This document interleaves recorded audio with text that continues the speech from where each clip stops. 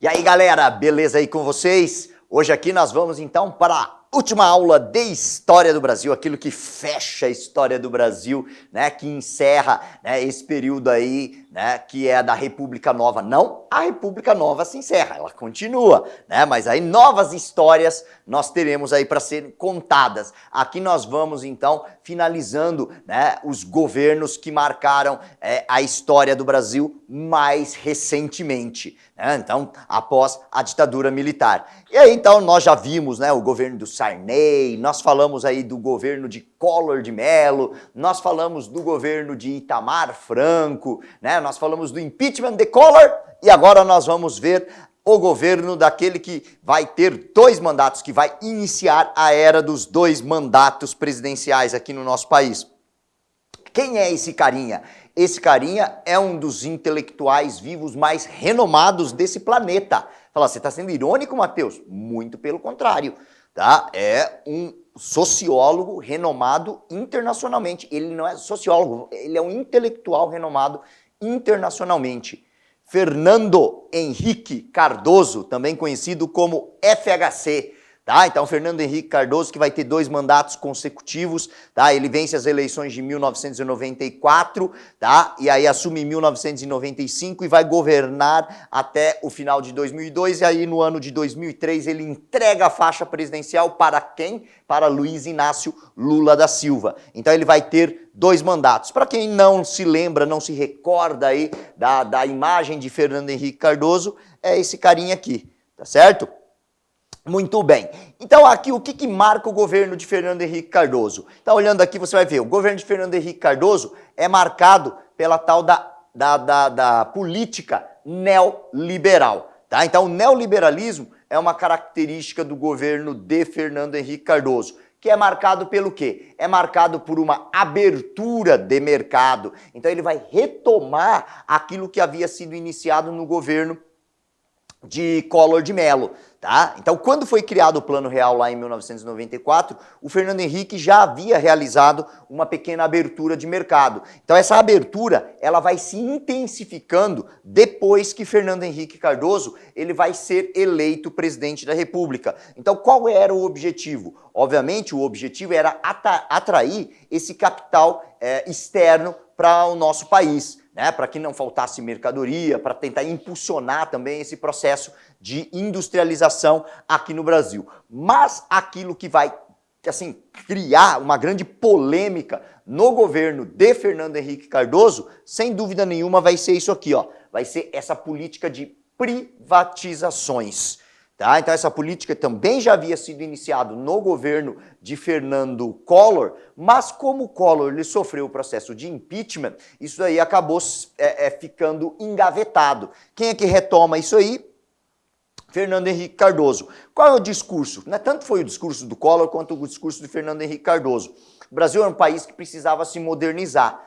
Então, nesse processo de modernização, algumas estatais, elas eram responsáveis por estagnar, né, por inviabilizar esse processo, né, de modernização, tá? Então, era preciso, então, que nós nos livrássemos de algumas estatais. As 2 estatais que, sem dúvida nenhuma, causaram maior polêmica nesse processo de privatizações foi a CSN, que é a Companhia Siderúrgica Nacional de Volta Redonda, e a Vale do Rio Doce, que eram duas estatais, 2 empresas estatais do setor de indústria de base, criadas lá no governo de Getúlio Vargas, lembra dela? Então foi criado lá na década de 1930. E aí quando o Fernando Henrique ele disse que queria privatizar essas 2 empresas, meu Deus, que escândalo! Tá, então a galera, principalmente a galera da esquerda, começou a bater no Fernando Henrique Cardoso, dizendo que ele estava querendo vender o Brasil, tá? Então uma série de críticas, tá? E uma série de polêmicas vai envolver a privatização, a venda, né, melhor dizendo, dessas 2 estatais. Mas independente de toda essa polêmica, das críticas, ele conseguiu sustentar esse discurso, conseguiu sustentar a sua política e ocorreu a privatização, né, da Companhia Siderúrgica Nacional e também da Vale do Rio Doce, que hoje não é mais Vale do Rio Doce, né? A companhia mineradora ela se chama somente Vale. Falou, Matheus, essa Vale do Rio Doce, a Vale é aquela que está lá naqueles problemas todos que acabaram ocorrendo, que estouraram aquelas barragens, Brumadinho, essa mesmo, tá certo? Então é aquela região lá onde ela atua. Outra privatização também vai ser do setor de telecomunicações. Então, durante o período, principalmente da ditadura militar, esse setor de telecomunicações, ele esteve sob o controle do Estado. Tá? Então a Telebrás, que foi criada inclusive durante o governo dos militares, ela quem controlava esse setor, principalmente o setor de telefonia. Tá? E isso promoveu um atraso muito grande nesse segmento, que é o segmento de informação. Já parou para analisar o seguinte, meus queridos? Como aqui no Brasil nós somos atrasados em termos de internet? Tá? Você que talvez tenha feito aí várias viagens international, você já deve ter reparado que quando você vai para a Europa, você vai para os Estados Unidos, você vai para o Japão, você tem internet de graça em um monte de locais públicos. E internet de qualidade. Quando você paga, então, o negócio é né, super rápido. Não é igual aqui no Brasil. Tá? Então, no Brasil, nós pagamos uma internet que é de uma qualidade ainda baixa e cara. A nossa internet ainda é muito cara, mas isso é resultado do quê? De décadas de estagnação nesse setor de telecomunicação. Se você perguntar para o seu pai, tá? Independente da região aí onde você mora, é que teve região, por exemplo, se você pegar o estado de São Paulo, a coisa já era um pouco mais dinâmica, então os grandes centros. Mas se você pegar em regiões mais distantes desses grandes centros, se você pegar aqui o meu caso, que sou do Paraná, cara, telefone na minha adolescência era coisa para rico. Tá? Só pessoas ricas tinham telefone dentro de casa. Tá? Então, eu vou até colocar aqui um ano para você assim, ter uma ideia. Até 1994, ter telefone em casa era coisa para rico, tanto que não havia nem linha de telefone para comprar. Como, Matheus? Não havia linha de telefone para comprar. Porque as pessoas tinham comprado todas as linhas que estavam nas mãos dessas empresas de telecomunicações estatais, que eram de estados. E aí tinha pessoas que tinham 10, que tinham muito dinheiro, tinha 10, 15 linhas. Você acredita que essa pessoa, ela alugava linhas telefônicas? Sério, Matheus? Sério? Tá? Aqui no meu estado, aqui no Paraná, eu tenho um amigo que fez isso. Ele tinha dinheiro, juntou uma grana, trabalhando, né? E aí comprou linhas telefônicas que ele alugava. Na época, se eu não me engano, era algo em torno de um salário mínimo, no valor óbvio, da época. Então, a privatização, ela trouxe, de fato, né, algumas modificações aqui que foram positivas para o Brasil. Óbvio, nós temos muito ainda a melhorar, mas essa abertura, ela foi bastante interessante, tá certo? Então, aqui, ó, daria para a gente elencar, eu vou elencar isso no quadro aqui, Felipe, faz favor aqui para mim só. Tá? Então, quando a gente fala aqui ó, do governo do Fernando Henrique Cardoso, isso aqui é o que costuma aparecer muito nas provas. Então, eu gostaria de dizer aqui, ó, em termos de economia, como que você organiza a ideia. Então, em termos de economia, a gente fala assim, ó, neoliberal, tá? Então, neoliberalismo.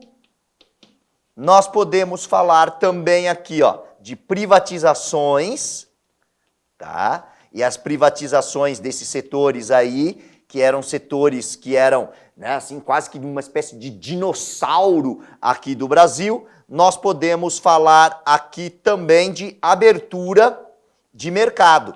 E isso trouxe uma dinâmica diferente para a nossa economia. Então, essa abertura de mercado que foi iniciado no governo de Fernando Collor de Mello, inclusive. E aí eu vou dizer uma coisinha a vocês. Vocês que são mais jovens, vocês repararam que vocês, cara, vocês compram praticamente de tudo que existe aqui dentro do Brasil. Né? Não estou nem falando pela internet. Quando eu tinha a idade mais ou menos que vocês têm aí, que eu acho que é 17, 18, 19, 20 anos, cara, isso não tinha aqui no Brasil não, cara.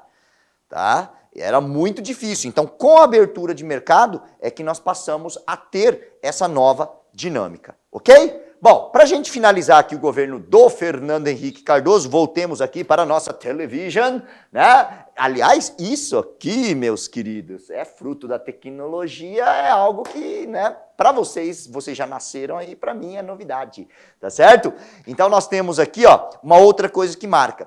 Pela Constituição de 1988, nós não teríamos aqui no Brasil reeleição para os cargos do Executivo.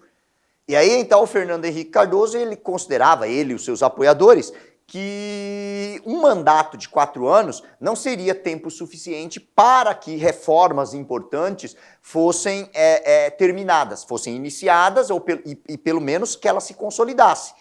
E aí, então, ele acreditava que a reeleição dos cargos executivos, que seria presidente da República, governadores e prefeitos, seria algo que poderia ajudar nesse sentido. Porque toda vez que tem uma eleição, vem lá o outro prefeito, o outro governador e cancela aquilo que havia sido feito anteriormente e começa algo novo, né? Antes mesmo que aquilo se efetivasse e tivesse gerando frutos. Então, por isso foi defendido a ideia da reeleição. Tá? Não vou nem entrar no mérito aqui da minha opinião, mas reeleição foi um tema que marcou o primeiro, óbvio, né? Você vai dizer, governo do Fernando Henrique Cardoso, e aí então isso daí vai ser aprovado no seu governo em 1997, possibilitando que ele saísse candidato à presidência da República em 1998 e vencendo as eleições. Tá? Você sabe quem ele venceu em 1994? O Lula. Quem ele venceu em 1998 no segundo turno? O Lula, tá certo? Falou, o Lula não saiu candidato lá também contra o Collor? Sim. Ele que saiu, então já era a terceira vez que ele saiu candidato aqui, tá? Só que tem uma outra coisa muito interessante. Quando a gente fala aqui da política econômica, nós vamos ter aqui, ó, o desemprego, então taxas de desemprego muito altas, tá? E aí nós vamos ter aqui também a recessão. Tá? Então, a recessão econômica. Fruto do quê? Disso aqui, ó. Tá? Então, fruto dos juros muito altos. Então, para poder manter a nossa estabilidade econômica, evitar novamente o retorno da inflação, nós tínhamos taxas de juros altíssimas aqui no Brasil durante o governo de Fernando Henrique Cardoso. E aí, quando as taxas de juro, que é aquele famoso taxa de juros Selic, elas estão nas alturas, ela inviabiliza os empréstimos, a concessão de créditos, né? Então tudo isso se torna muito mais caro e aí inviabiliza as empresas de conseguirem crédito, né, junto às instituições financeiras. Então esse período aí do governo do Fernando Henrique Cardoso, os dois governos, ele vai ser marcado por essa recessão econômica, tá? Então, né, e pelo desemprego. Ok? Uma outra coisa importante aqui, ó, né, que vai ser criada durante o governo do Fernando Henrique Cardoso é a famosa Lei de Responsabilidade Fiscal, né, que se discute muito até os dias de hoje. O que é a Lei de Responsabilidade Fiscal? É quando os presidentes da República, os governos de estado, os prefeitos, eles têm um teto no gasto público. Então, eles é estabelecido todos os anos, né, qual é o teto de gasto, né, e aí o presidente ou o executivo, né, dos cargos executivos que extrapolarem esse teto, ele acaba sendo punido, né? Então isso daí é passível de punição. Então para que foi criado? Isso é uma coisa muito importante e muito boa. Então para evitar aqueles gastos que eram realizados principalmente em final de mandato, tá? E veio junto com a ideia da reeleição, para evitar que gastos astronômicos fossem feitos e dívidas impagáveis fossem deixadas para o sucessor. Tá? Então isso daí foi para trazer uma certa moralidade, né, dentro da administração pública. Então a Lei de Responsabilidade Fiscal foi algo criado no governo Fernando Henrique, aprovado obviamente pelo Congresso, foi muito importante e é muito importante aqui para o Brasil. Então, se aparecer lá na sua prova, Lei de Responsabilidade Fiscal, você sabe, foi o Fernando Henrique Cardoso. E aí também nós vivemos aqui a crise do apagão. Eu vou aproveitar, vou escrever aqui também. Felipe, vem comigo aqui, ó, tá? Eu vou apagar aqui o que eu escrevi, rapidão. E aí, então, olha só, uma outra coisa que nós vamos ter aqui, ó, vai ser a crise energética. Então, crise do apagão. Então, vamos definir isso aqui para vocês. Então, a crise do apagão é uma crise energética. O que seria essa crise energética? Essa crise energética é que começa a faltar, então, energia. tá? Isso daqui é resultado do quê? É resultado daquilo que acontece no Brasil até os dias de hoje. Falta de investimentos nesse setor. E aí, todas as vezes que acontece um período de secas prolongadas, falta de chuva, obviamente que nós vamos vivenciar esse problema. Então, nós temos que ter outras alternativas. E isso é o que nós vivenciamos. E sem falar que essa mudança climática, que é algo que, infelizmente, é algo real, né, e está cada vez mais se tornando concreto, né, e se algo não for feito, essas mudanças climáticas no clima, secas prolongadas, excessos de chuva, vão causar muito problema. Então, aqui, ó, a crise do apagão é uma crise energética que, lá no governo do Fernando Henrique Cardoso, ele vai ser resultado do quê? Né, da falta de chuvas, né, em algumas regiões do Brasil. Né? Então, principalmente na região, que é na região sudeste do Brasil. Tá? E aí também nós tivemos aí a falta de chuva na região centro-oeste. E diante dessa falta de energia, desse colapso energético que o Brasil vivenciou aqui nesse momento, na década de 90, nós vamos ter, inclusive, racionamento. Isso daí levou ao racionamento de energia. Opa! Nós tivemos racionamento. E você sabe que racionamento não é uma coisa boa, principalmente para o setor empresarial de indústria. Ela depende de energia. Sem energia, como é que vai ser essa paradinha aí?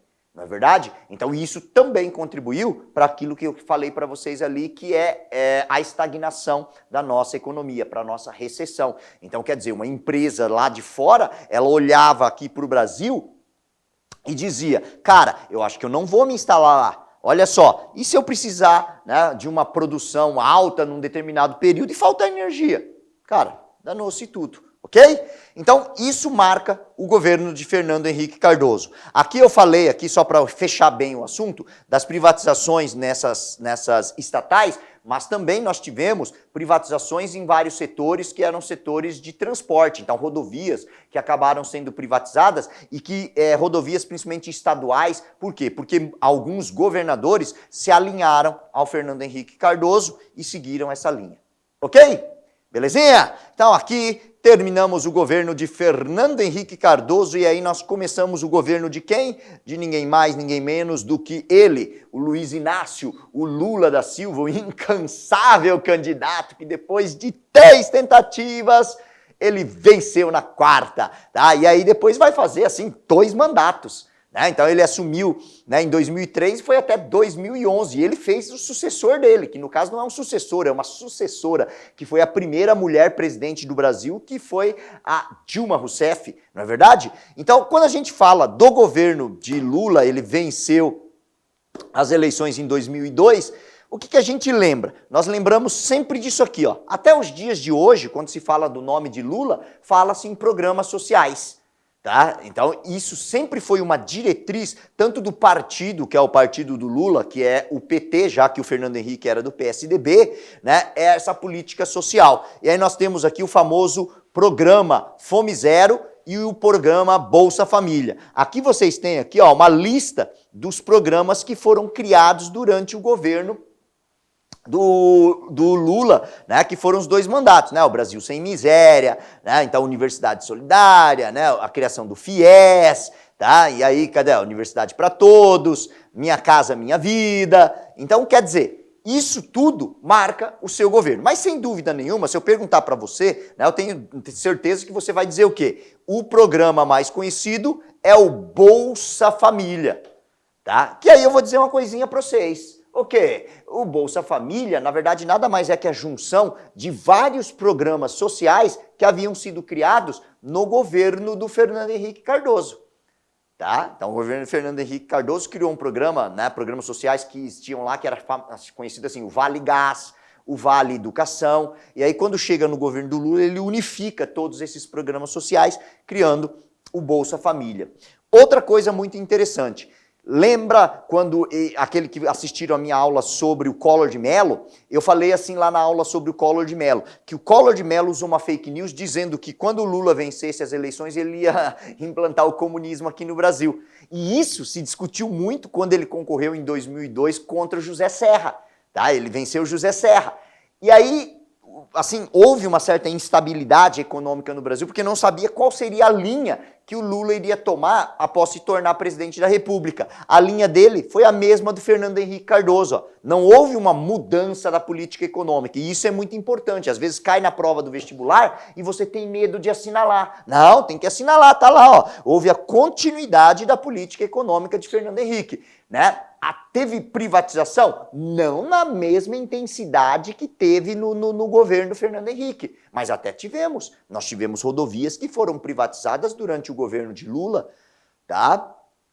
O que muda aqui é que nós já vivenciávamos nesse momento, em termos econômicos, uma estabilidade que havia sido conquistada no governo do Fernando Henrique, né? Então foi conquistada por um remédio bem amargo, que eram altas taxas de juros que geraram recessão. Aqui o Lula, como já vivia um controle, uma estabilidade, né? Não havia aquela ameaça da inflação, o que o Lula ele pôde fazer? Ele pôde diminuir as taxas de juro. Tanto que isso aqui possibilitou também, né, por exemplo, alguns programas tipo FIES, né, ou seja, o retorno do crédito, né, a ser concedido de uma forma mais prática e mais fácil, inclusive pelo próprio Estado, ok? Mas quando a gente fala do governo de Lula, além desse programa, que são os programas sociais, nós temos isso aqui, ó, que é o que marca e que acontece inclusive no primeiro governo de Lula, que é o famoso escândalo do mensalão. Tá? Então, o que foi o escândalo ou o esquema do mensalão? Foi um esquema que foi denunciado, né? Aqui, ó, né? Foi denunciado pelo Roberto Jefferson. Ele, então, faz essa denúncia e escancara, então, no ventilador um monte de coisas ruins que se espalha e aparece um monte de podre, né? E aí o mensalão nada mais era que isso aqui, ó, guardem, a compra de voto de parlamentares para aprovar projetos do governo. Quem é que usava desse artifício, Matheus? Quem usava desse artifício eram os membros do Partido dos Trabalhadores, que era o partido do Lula, tá? E aí, então, isso daí foi denunciado, isso foi comprovado, que eles pagavam, né, uma mensalidade para que esses parlamentares aprovassem projetos do governo. Isso é quebra de decoro, isso não pode, tá? Isso é imoral. E sabe de onde é que vinha esse dinheiro? O pior é de onde vinha esse dinheiro. De propinas pagas por empresas para que eles tivessem vantagens no governo. Tá? O presidente da República, que no caso é o Lula, ele acabou sendo blindado aí.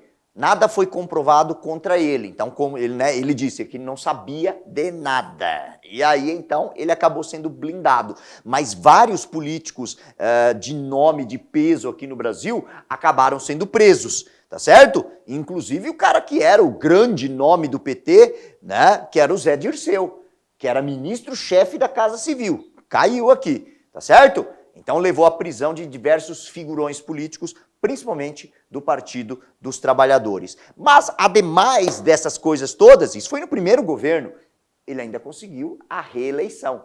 E na reeleição, no seu segundo governo, ele basicamente fez o quê? Ele deu continuidade a esses programas sociais, e aí, então, nesses programas sociais, ele criou lá o PAC, que é o Programa de Aceleração do Crescimento. E ele atribuiu o Programa de Aceleração do Crescimento à ministra-chefe da Casa Civil dele. Quem era a ministra-chefe da Casa Civil dele? Dilma Rousseff. Ele dizia, Dilma Rousseff é a mãe do PAC. Aí o PAC, ó, criou o programa Minha Casa Minha Vida. Isso deu destaque, ele jogava os holofortes para Dilma Rousseff. E aí o que acontece, meus queridos? Aí em 2010, Dilma Rousseff, ela venceu as eleições. Ela se tornou a primeira presidente da República do Brasil, a primeira presidenta, como ela gostava de falar, a primeira mulher a se tornar presidente da República. Isso daí foi uma coisa muito importante para o Brasil, isso daí é uma coisa inquestionável, tá? Então, o que marcou os 2 mandatos de Dilma Rousseff? Na verdade, 1 mandato e meio, né? Porque ela sofreu o processo de impeachment em 2016. Então, nós teríamos aqui, ó, para a gente já ir finalizando esse período da República Nova, né? Então, a continuidade de programas sociais, né? Ó, o Plano Brasil, né? Sem Miséria. Nós podemos falar do PAC, ó, a nossa querida Dilma aqui, ó, né? Do PAC.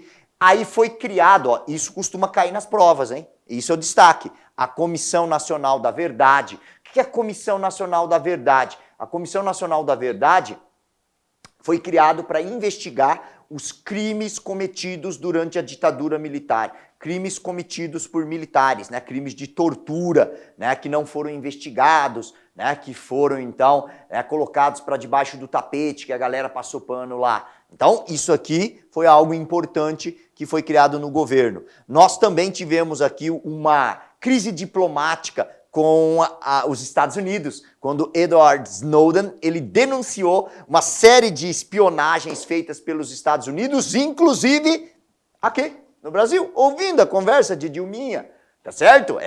Agora eu vou ser bem sincero, cara.